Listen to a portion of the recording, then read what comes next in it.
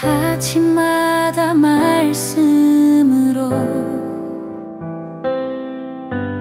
밝은 빛을 채우네.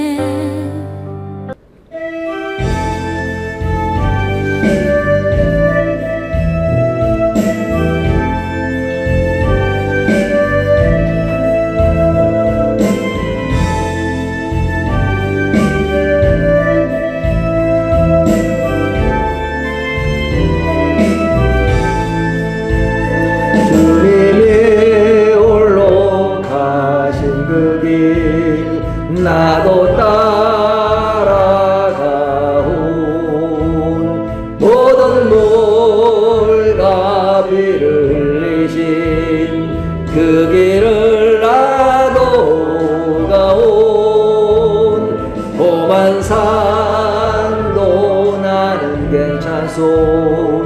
바다 끝이라도 나는 괜찮소.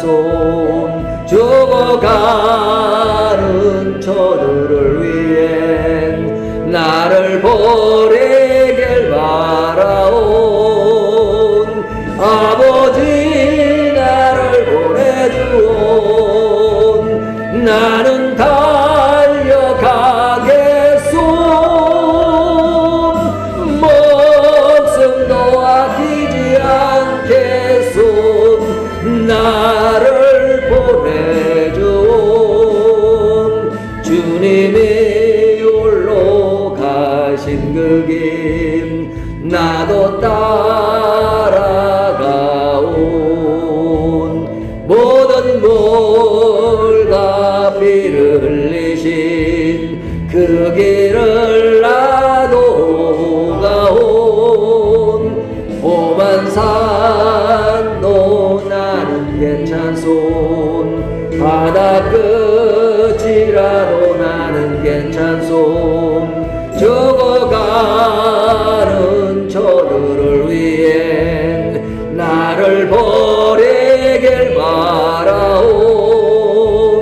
세상이 나를 미워해도 나는 사랑하겠소.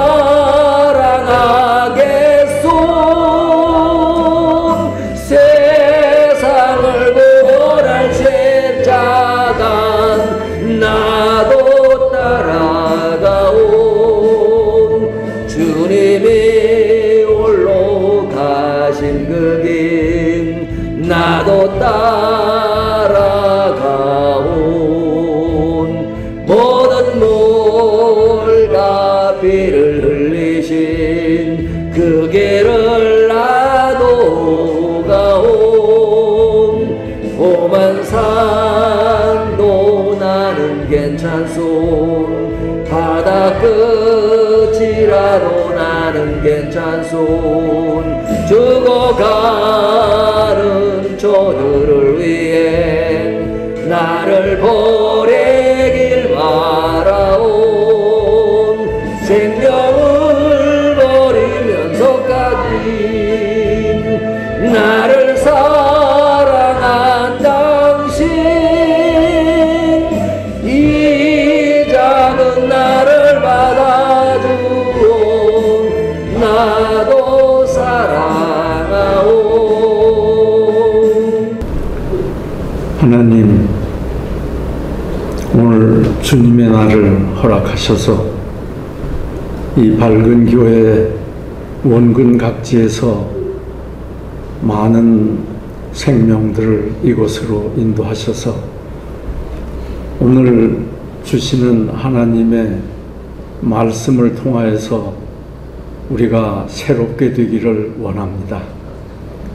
아버지, 세상은 날로 변해가고 우리는 나도 모르는 사이에 그 세상의 흔들림에 내가 함께 가는 그것을 모르고 늘 주님의 말씀과 거리가 먼 삶 속에 살고 있지만, 그래도 주님은 그때마다 우리를 사랑해 주셔서 우리의 허물을 덮으시고 우리의 모든 것을 조건 없이 용서하시는 주님의 전에 나왔사오니 우리들의 죄악을 용서하시고 우리의 허물을 사하셔서 오늘 이 예배가 하나님 앞에 드리는 예배가 될 수 있도록 기름 부어 축복해 주시옵소서.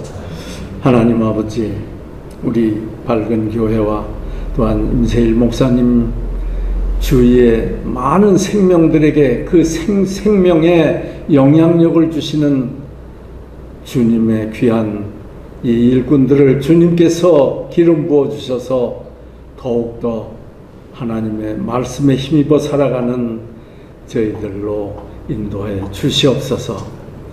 하나님, 우리는 자랑할 것이 아무것도 없습니다.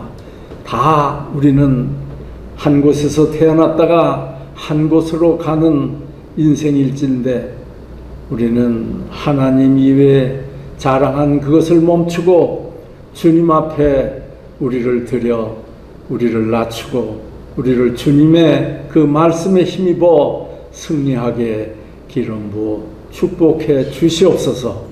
예수님의 이름으로 기도했습니다. 아멘. 온 세상에 캄캄하여서 잠배제 없었더니 그 빛나는 영광 나타나 온 세상 빛이었네. 이 영광의 종 영광의 종 밝은 그를 내게 비추었네. 이 영광의 종 영광의 종 이 세상에 비춘 오직 주 예수님. 주 말씀을 맺는 사람은 그 마음이 시원하고 주 명령을 전행하는 자 그 길이 안하겠네. 이 영광의 종 영광의 종 밝은 그빛 내게 비추었네. 이 영광의 종 영광의 종 이 세상에 비춘 오직 주 예수님.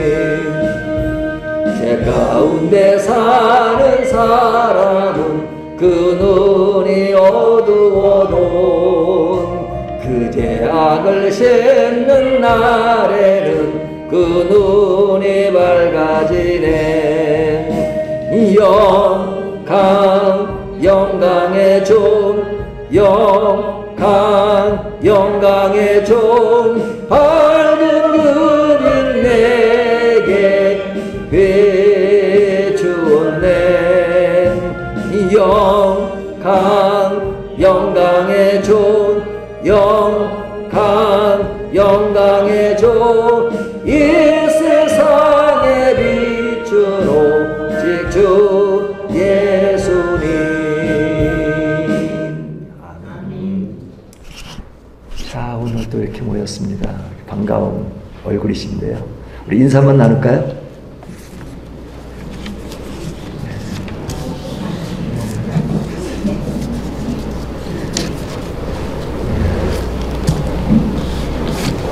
네, 감사합니다. 예, 오늘은 저희 교회 한 10%가 넘게 외국으로 나가 계셔가지고 이렇게 굉장히 많은 프로테지로 나가 계십니다. 우리 김은주 선생님 한 3주 정도 지금 포르투갈에 가 있고 또 다른 지역도 다니고 또 우리 이성배 지사님 부부는 오랜만에 그 가족 전체가 모여서 지금 일본에 가는 또 다음 주에는 우리 박 지사님도 가시고 저희가 거의 매주 외국에 나가신 분들이 많을 정도로 이렇게 세상이 많이 좁아진 것 같습니다. 감사한 일이죠. 자, 8월 회계보고서 나왔으니까요. 참조하시고요. 그 다음에 그 저희가 이제 토요일마다 전도했던 것들 좀 날씨가 덥고 그래서 그동안 조금 방학했었는데 이제 다음 주부터 토요일부터 다시 시작을 합니다. 시간 되신 분들은 나오셔서 함께 이렇게 주변에 있는 전도를 같이 하면 참 좋을 것 같습니다. 우리 김하숙 권사님이 너무 잘하셔가지고 그래서 너무너무 아주 여기 그 전도로 또 이렇게 새벽기도 한 분 또 오셔서 또 이렇게 늘 참여하신 분도 계시고 그런데요. 우리 또 이 토요 전도를 위해서도 많이 기도해 주시면 감사하겠습니다. 데살로니가 전서 끝났고요. 이제 데살로니가 후서 묵상하고 스바냐 묵상하니까 또 이번 달 다음 달 또 말씀 잘 따라가시면서 또 말씀 또 계속 나누셨으면 좋겠습니다. 기도하겠습니다.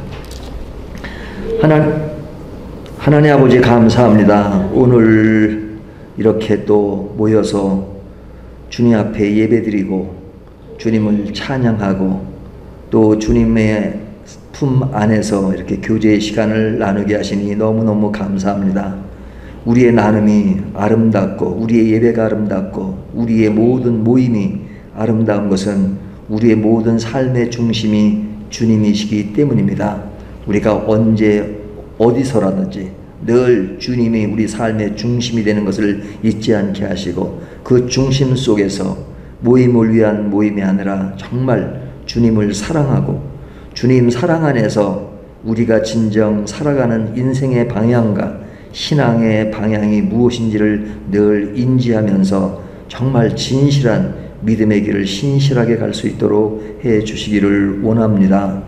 주님의 은혜 감사해서 주님께 물질을 드렸습니다. 우리가 물질을 드릴 때마다 늘 주님의 나라를 생각하게 하시고 주님의 나라가 이 땅에 실현되는 것을 최고의 소망으로 알 수 있도록 도와주십시오. 예수님의 이름으로 기도합니다. 아멘. 말씀 봅니다. 창세기입니다. 창세기 19장입니다. 창세기 19장 30절에서 38절 말씀입니다. 창세기 강의 61번째 시간입니다. 자, 우리 30절부터 38절까지 우리 교독하도록 하겠습니다. 롯이 소알에 거주하기를 두려워하여 두 딸과 함께 소알에서 나와 산에 올라가 거주하되 그 두 딸과 함께 굴에 거주하더니 큰 딸이 장자에게 이르되 우리 아버지는 늙으셨고 온 세상의 도리를 따라 우리의 그들을 전하니 이 땅에는 없으니 우리가 우리 아버지에게 술을 마시게 하고 동침하여 우리 아버지로 말미암아 후손을 이어가게 하자 하고 그 밤에 그들이 아버지에게 술을 마시게 하고 큰 딸이 들어가서 그 아버지와 동침하니라. 그러나 그 아버지는 그 딸이 눕고 일어나는 것을 깨닫지 못하였더라. 이튿날 큰 딸이 작은 딸에게 이르되 어젯밤에는 내가 우리 아버지와 동침하였으니 오늘 밤에도 우리가 아버지에게 술을 마시게 하고 내가 들어가 동침하고 우리가 아버지로 말미암아 후손을 이어가자 하고 그 밤에도 그들이 아버지에게 술을 마시게 하고 작은 딸이 일어나 아버지와 동침하니라. 그러나 아버지는 그 딸이 눕고 일어나는 것을 깨닫지 못하였더라. 롯의 두 딸이 아버지로 말미암아 임신하고 큰 딸은 아들을 낳아 이름을 모압이라 하였으니 오늘날 모압의 조상이요. 38절 같이 했습니다. 작은 딸도 아들을 낳아 이름을 베남이라 하였으니 오늘날 암몬 자손의 조상이었더라. 아멘. 오늘 말씀을 보면 롯의 가족, 롯과 그의 딸들이 지금 있는 위치가 어딘가 하는 것부터 시작합니다. 30절을 보면 롯이 소알에 거주하기를, 자, 소알에 거주하는 것부터 시작하죠. 이 소알이라고 하는 것은 어떤 의미를 가지고 있냐면 그곳도 소돔처럼 심판의 장소였습니다. 하지만 롯의 요청으로 그 소알은 심판의 장소에서 벗어나 롯의 가족들이 심판을 벗어나게 된 은혜의 자리라고 할 수 있습니다. 그러니까 이들이 심판의 자리에서 심판의 사람들이 심판이 아닌 은혜의 자리와 은혜의 사람으로 되어졌다는 것은 너무너무 감사한 것이죠. 이것은 놀랄 만한 하나님의 은혜입니다. 물론 아쉬운 것이 있습니다. 아쉬움은 탈락한 사람들 있죠. 롯의 사위들이 탈락을 했고 또 롯의 사랑하는 아내가 오는 중에 뒤를 돌아보므로 그가 그 구원의 대열에 끼지 못한 것은 굉장히 아쉬운 부분이죠. 하지만 롯과 그의 딸들은 그 심판의 한가운데서 건져내심을 받고 지금 생명을 보존하여 피난처 소알로 온 것은 너무너무 당연한 것이죠. 그러니까 그들이 구원되었다 하는 것은 심판을 면하게 되었다 하는 의미에서 구원이라는 말을 쓸 수가 있겠죠. 하지만 이들이 하나님의 은혜를 통해서 구원의 자리로 온 것은 그것이 처음이며 마지막이 아니라 이제 소돔으로부터 벗어난 첫 단계라고 할 수 있죠. 그런 의미에서 은혜라고 하는 것은 이렇게 심판으로부터 벗어난 그 시점만 말하는 것이 아니라 벗어났으면 그 심판 이후에 또 어떻게 살아가야 하는가 하는 중요한 과제를 가지고 있는 겁니다. 오늘 본문의 말씀은 그 롯과 그의 딸이 심판을 면한 후에 은혜의 피난처로 오게 되었는데 오늘 본문은 그것이 잠깐 나오면서 그들이 앉아있는 소알, 다시 말하면 은혜의 피난처를 두려워했다라는 말로 시작합니다. 두려워했습니다. 그러니까 하나님의 은혜로 주어진 것입니다. 근데 그 장소가 두려움의 장소가 되고 그리고 어디로 갑니까? 산으로 가서 굴 속으로 들어갑니다. 그러니까 이 굴 속으로 들어가서 지금 일어나는 일들을 지금 30절부터 38절까지 지금 계속 이야기가 되고 있잖아요. 근데 그 이야기되는 내용들을 보면 상당히 비극적이죠. 아름다운 이야기가 아닙니다. 슬픈 이야기입니다. 그 안에서 이루어지는 일들은 신앙의 방향을 잃은 자들이 어떤 내면적인 타락이 고스란히 스며있는 그런 모습을 보여주고 있잖아요. 그러니까 이 시점을 보면 하나님으로부터 심판에서 면한 은혜의 자리에 왔는데 그 은혜의 자리에 온 것들을 두려워하고 다시 행하는 일들은 어떤 것들이냐 하는 것을 보여주는데 그 어떤 것이 우리를 굉장히 슬프게 하는 것입니다. 자, 그러면 그 슬프게 하는 내용들이 뭐냐? 지금 굴 속에 관한 이야기가 나오죠. 그들은 그 소알의 그 장소를 두려워하고 간 것이 굴입니다. 그런데 조금 전에 말씀드린 것처럼 소알이라고 하는 것은 심판의 대상이며 그리고 또 심판의 장소였잖아요. 그러니까 소알이라는 것도 사실은 소돔에 속한 것인데 그 소알이라고 하는 곳에 사람도 살았을 거 아닙니까? 그럼 소알이라는 곳에 장소만 심판을 면한 것이 아니라 소알이라고 하는 곳에도 그 장소가 심판을 받지 않았으니까 재앙을 받지 않았으니까 그곳에도 사람이 있었을 것입니다. 근데 이 소알은 롯의 간청으로 그 성이 멸하지 않고 하나님의 은혜로 살아남은 땅이 된 것이죠. 그러니까 그런 의미에서 소알을 생각한다 그러면 하나님이 처음에 원치 않은 그들이 피하는 장소가 아니었지만 그 땅이 여러 가지 과정을 거치면서 그들이 살 수 있는 땅이 되었다는 것, 그리고 살 수 있게 된 것을 생각하면 정말로 그 땅의 의미를 굉장히 크게 부여할 수 있잖아요. 근데 그런 땅임에도 불구하고 그들은 그곳의 가치와 은혜를 인식하지 못하고 오늘 본문을 보면 뭐라고 말씀하고 있어요? 두려워했다, 이렇게 말하고 있죠. 30절 보면 롯이 소알에 거주하기를 두려워했다는 말을 하죠. 그 두려움이라는 것은 뭐예요? 하나님을 신뢰하지 못한 내면의 불안과 자기 중심적인 판단에서 비롯된 것이죠. 그러니까 그런 심판에서 은혜로 바뀐 땅을 떠나 지금 어디로 향해요? 다른 곳을 향해서 산으로 가서 그 산 속에서도 굴로 들어가게 되는데, 이 굴은 빛이 아닌 어둠, 하늘이 아닌 하늘을 가린 그 굴 속으로 들어가잖아요. 그러니까 이 굴 속이라고 하는 것은 그냥 물리적인 하나의 이렇게 자리 잡고 있는 장소잖아요. 하지만 이것이 단순히 장소로서만 본문이 보여주는 것이 아니라 그 속에 담긴 의미들을 보면 그들이 신앙의 모습이 아니라 신앙이 가려져 있는, 은혜로부터 멀리 떨어져 있는 자기 판단으로 기울어진 내면의 움직임을 보여주는 것이잖아요. 소 아래는 사람도 있었고, 그리고 그곳에 삶이 가능했고, 그럼에도 그들은 은혜의 땅을 버리고 소돔의 기억과 두려움에 사로잡혀 어둠을 선택한 것입니다. 그러니까 그들에게는 소돔으로부터 벗어났지만 아직까지도 뭐가 자리 잡고 있는 거예요? 소돔의 정신이 그의 세계를 지배하고 있는 것이죠.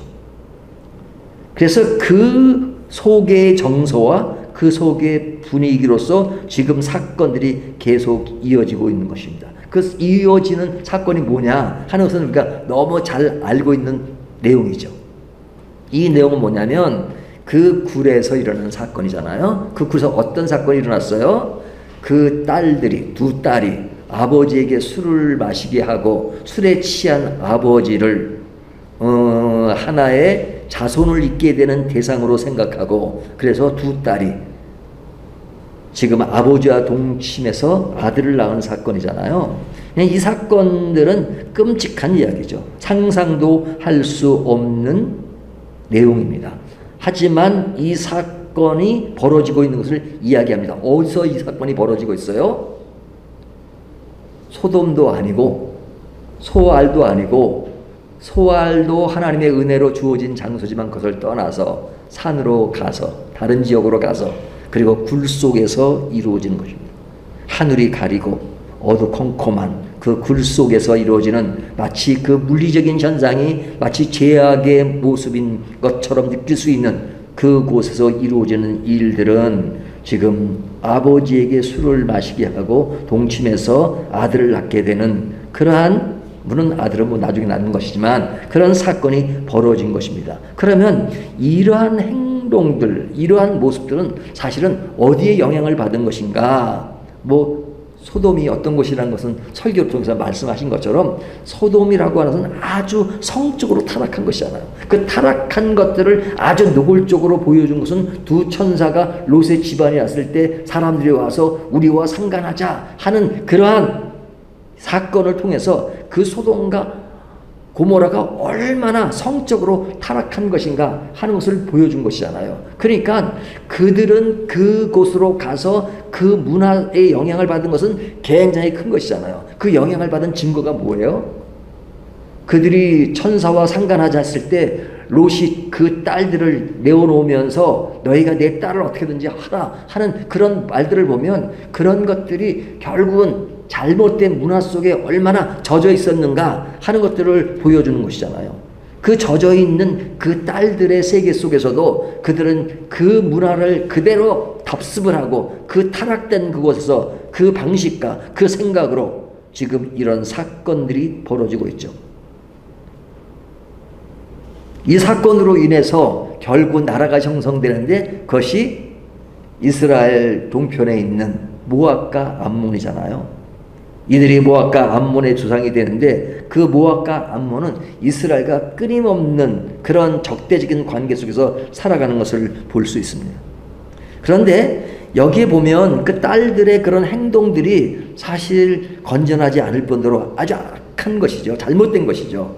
그런데 롯에 관한 문제는 별로 그렇게 크게 언급되고 있지 않잖아요. 그냥 딸들이 주도적으로 그 일들을 행하고 그 롯은 딸들이 행하는 것에 대해서 알지도 못하고 지금 술에 취해서 그런 어떻게 이루어진 상황도 모르고 그냥 의도적이지 않고 그 딸들에 의해서 아들 둘을 중에 낳게 되는 그러한 일들이 벌어질 때 롯은 그런 것들을 잘 의식하지 못했다 하는 말씀을 본문이 이야기합니다. 의식하지 않았기 때문에 롯에게는 아무런 잘못이 없는가 하는 생각을 하게 되잖아요.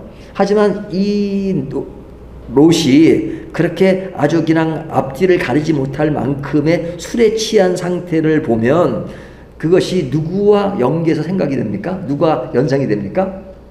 우리가 창세기 강의 앞에 보면 어떤 사건이 있었죠? 노아 홍수 사건. 그죠? 그 노아 홍수가 끝난 이후에 노아가 포도주로 취해가지고 벌거벗은 그런 사건이 났잖아요. 그래서 그 아들들에게 벌어지는 그것들을 기억나게 만들잖아요.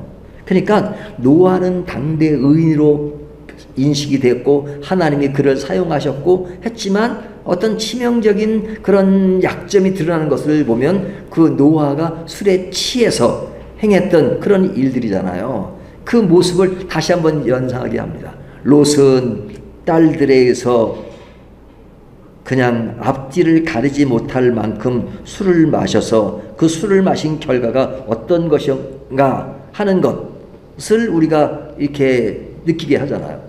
그러니까 그가 술에 취해 가정의 질서와 영적 권위를 잃어버린 모습을 보여주는 것이죠. 롯은 또 그의 딸은 심판을 피했지만 자신의 삶을 다스리지 못하고 그 결과는 가정의 붕괴와 영적 유산의 그릇됨을 만들어내는 계기가 되었던 것이죠.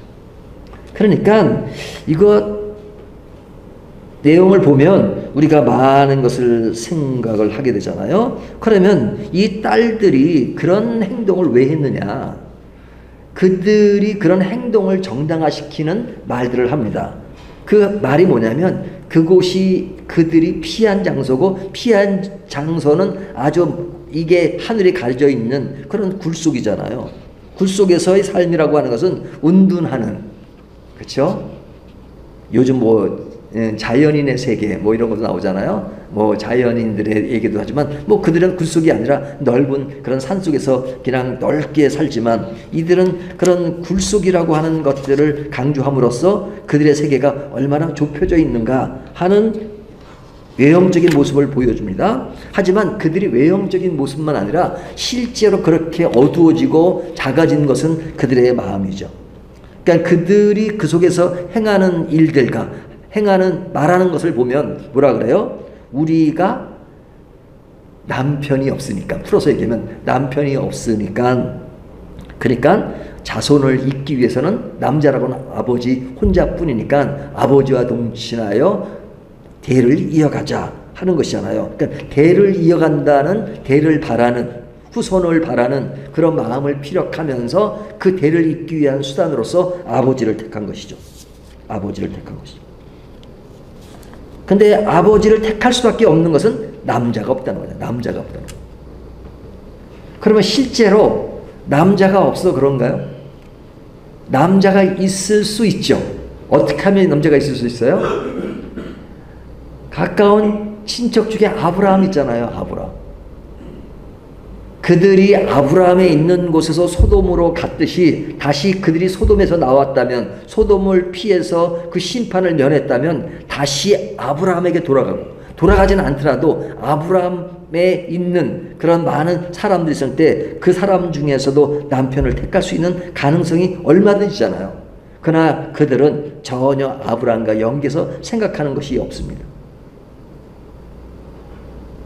아브라함에게 돌아갔다면 아브라함은 그들의 모든 것들을 받아들이고 그들이 원하는 것을 충분히 해 주었을 수 있습니다. 왜? 아브라함은 지금 소돔과 고모라에 관심이 없었던 것이 아니라 소돔과 고모라가 심판되지 않기를 간절히 바라는 마음을 보고, 지난주에 본문에 보면 진짜 소돔과 고모라를 바라보면서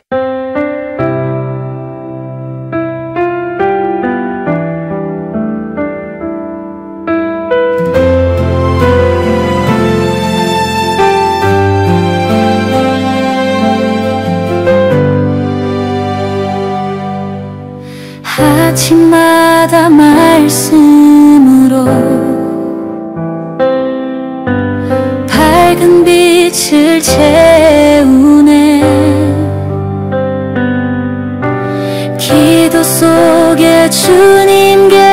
싶어